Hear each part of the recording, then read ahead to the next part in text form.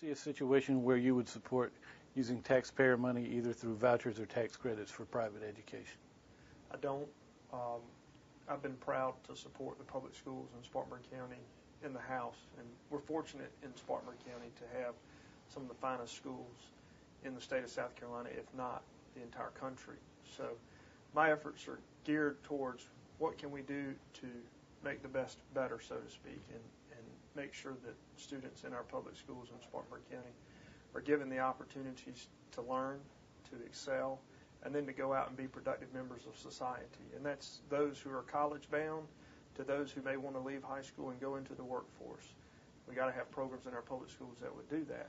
My fear is using taxpayer dollars to go to private schools without accountability does not serve the majority of the state as it should.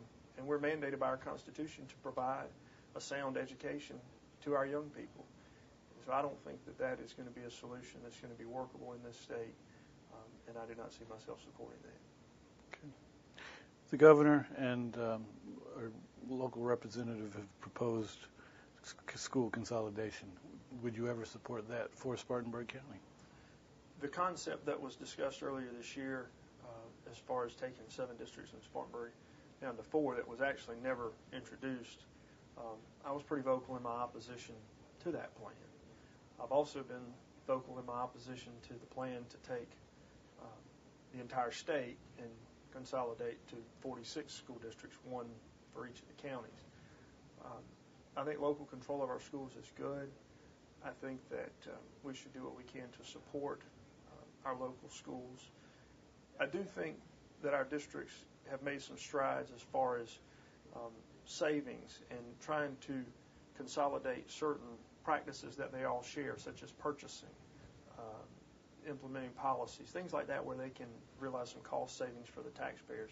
But I'm not convinced, and no one was ever even able to show us during the debate we had earlier this year, that it would actually be a cost savings measure for Spartanburg County. And I think the second and just as important question that would have to be answered in a consolidation debate is it going to make our education in Spartanburg County better as far as the students are concerned? And until those questions are answered, I don't think we should explore that idea. There's also talk about the need to control spending in Columbia. Is a spending cap the best way to accomplish that? I think so. My record on spending has been consistent, that we've tried to cut waste out of the budget. However, we've not always been successful in that. The number of folks that are voting to reduce spending has grown over the years, but we still have situations the past couple of years that I've not been very supportive of where monies that are surplus revenues, in my opinion, should be set aside into a rainy day account. So when we find ourselves in tougher economic times like we are this year, we don't have to put that burden on the taxpayer. I think a spending cap would help in that regard. It's something I've supported. I've proposed legislation that would put a spending cap in place and tie it to income growth within the state. Hopefully that will pass. It's made its way a little bit through the legislature this year.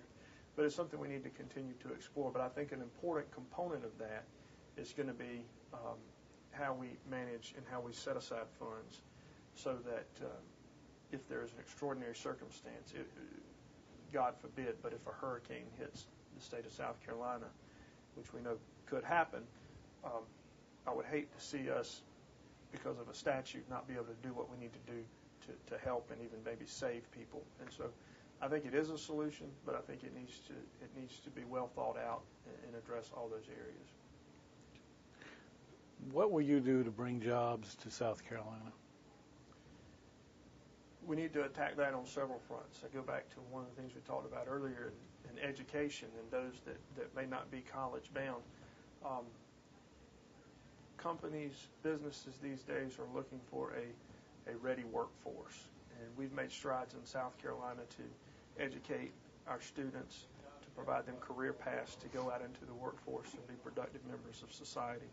I've also offered legislation to incentivize apprenticeships within companies where folks could come in as an apprentice. The company would receive a tax credit, with the obvious goal being that we're going to train somebody in this state who's going to stay in this state or companies from out of this state, or even companies in this state, would see a pool of ready workers and be able to expand. Second thing I think we have to look at is our tax code.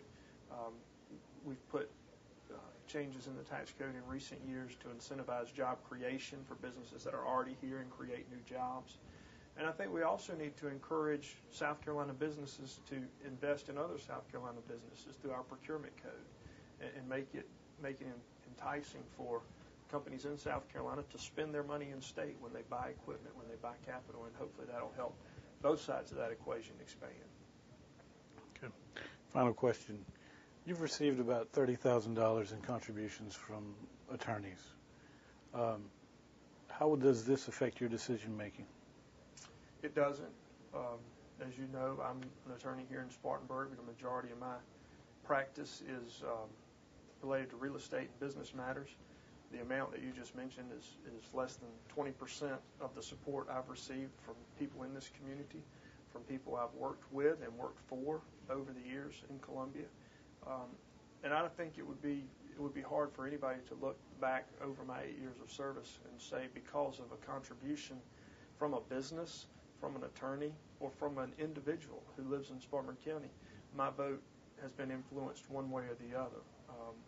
I think people like the fact that I have an open mind on certain issues, most issues, and have been accessible. I've got people that have given me $5. I've got people that have given me $10. And the vote of confidence that brings with it means much more than the actual contribution.